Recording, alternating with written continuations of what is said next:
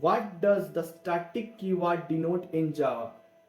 A variable that cannot be changed, a variable or method that belongs to the class, not instances, a method that is inherited, or a variable that is private.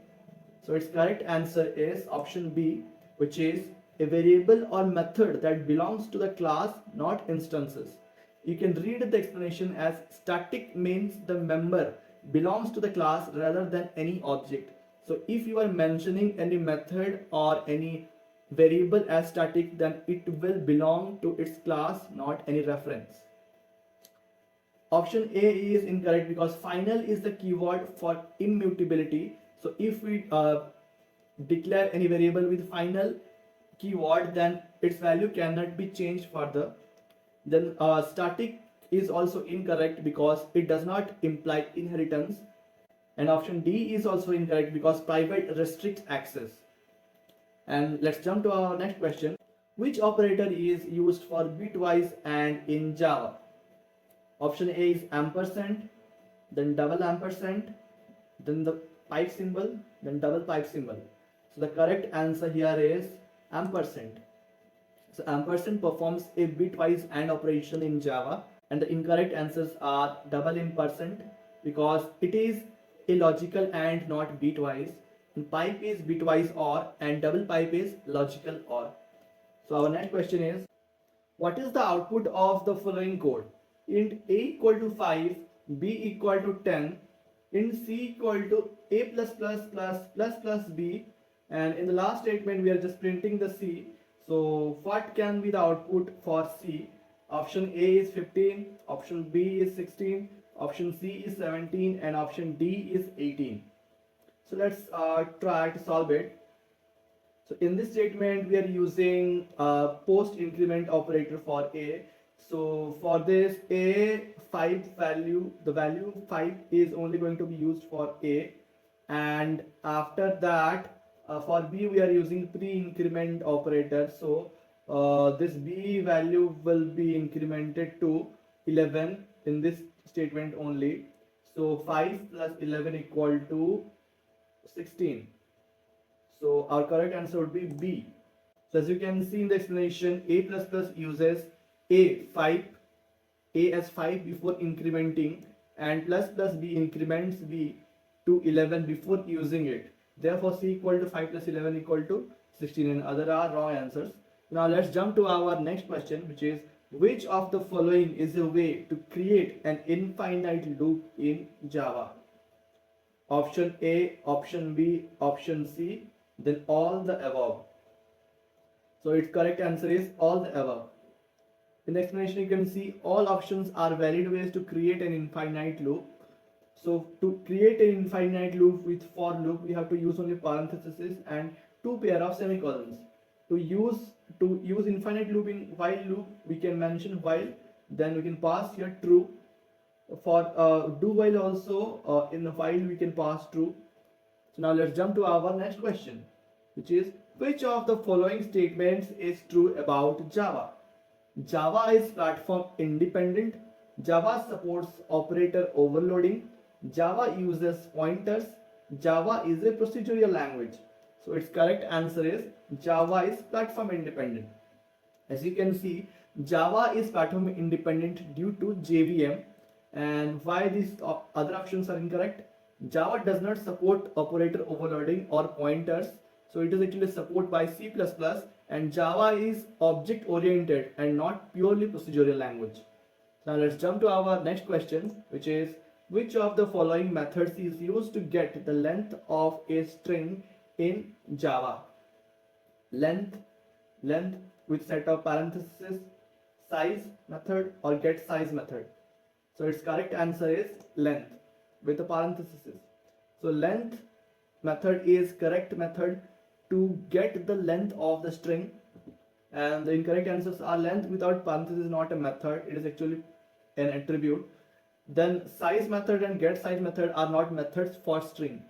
So let's jump to our next question, which is, which data type is used to create a variable that should store text in Java? String with uppercase s, string with lowercase s, then text, then car. So the correct answer is string with uppercase. So this capital S string is the correct data type for text in Java, and this small string is not a Java keyword. So in Java it doesn't have any small s string keyword is available. Text is not a valid data type, and char is used for single characters, not texts. Let's jump to our next question, which is which of these is not a Java feature? Object oriented, use of pointers, portable, secure. So the correct answer is use of pointers. Java does not support pointers unlike C and C++, and Java is purely object oriented, portable and secure. So here the correct answer is use of pointer. So our next question is which exception is thrown when a null object is accessed in Java?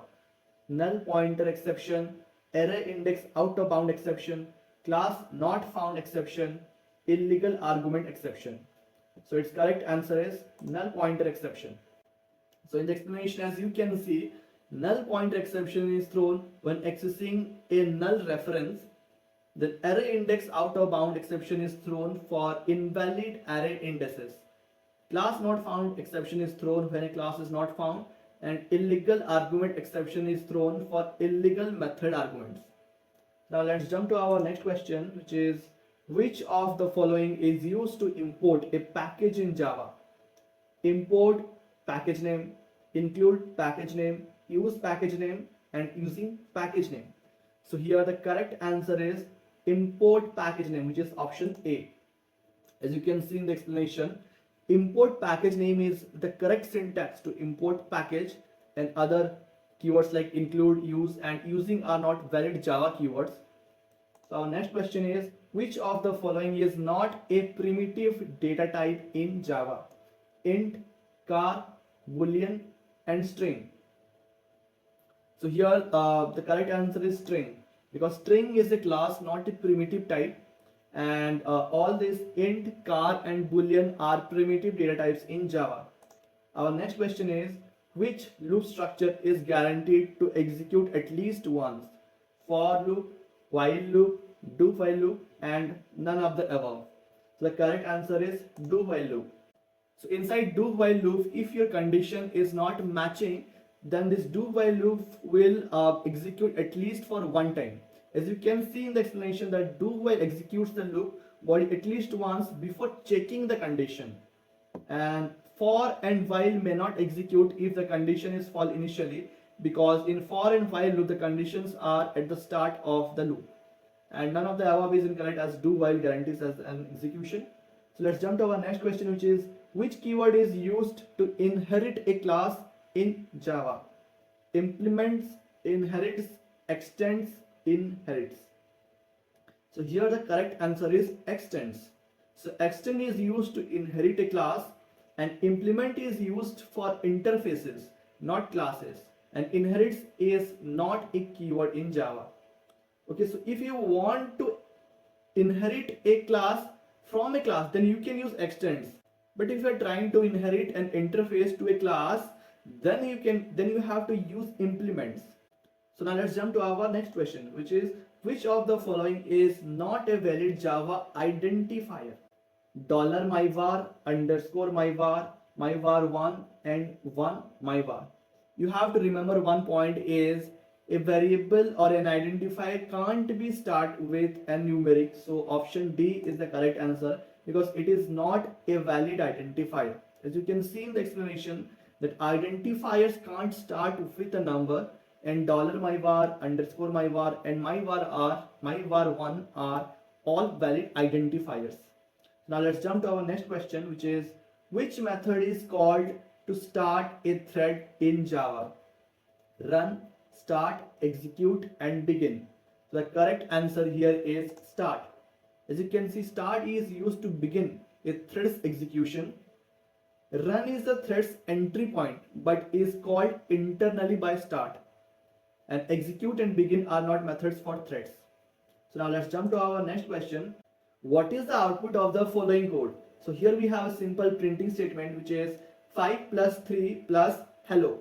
So option A is 8 hello, option B is hello 8, option C is 53 hello, and option D is hello 53. So its correct answer is option A, which is 8 hello. As you can see, 5 plus 3 is evaluated first, then concatenated with hello. And all other options are incorrect as they misinterpret the evaluation order. So here in the first evaluation, this 5 and 3 will be treated as integer, then it will be treated as a string, and after that it will concatenate with hello. So now let's jump to our next question, which is which of the following is true for final keyword in Java? It can be used with classes, it can be used with methods, it can be used with variables, and all of the above. So the correct answer here is all of the above. In the explanation you can see the final keyword can be used to declare classes, methods and variables as final. So our next question is what is the base class for all classes in Java? Option A object, option B class, option C base, and option D super. So here the correct answer is object. Object is the superclasses of all classes in Java. And class, base and super are not the base classes. So our next question is which method is used to stop the execution of a thread in Java? Stop, suspend, terminate or end. So here the correct answer is stop. Stop stops the execution of a thread, and suspend temporarily pauses the thread. Terminate and end are not methods for thread. So now let's jump to our next question, which is which of the following is a valid statement in Java? Int x equal to 5, int x equal to 5.0, option C int x equal to 5, which is inside inverted commas, and option D is int x equal to true. So here the correct answer is option A, which is int x equal to 5, because here 5 is an integer and it can be assigned to integer type variable. In option B, 5.0 is a floating point value and it can't be assigned to an integer. In option C, 5 is a string, so it can't be assigned to an integer. And in option D, true is a boolean value, so it also cannot be assigned to an integer variable. So its correct answer is int x equal to 5. As you can see, int x equal to 5 correctly assigns an integer value, and 5.05 inside inverted commas and true are not compatible with string.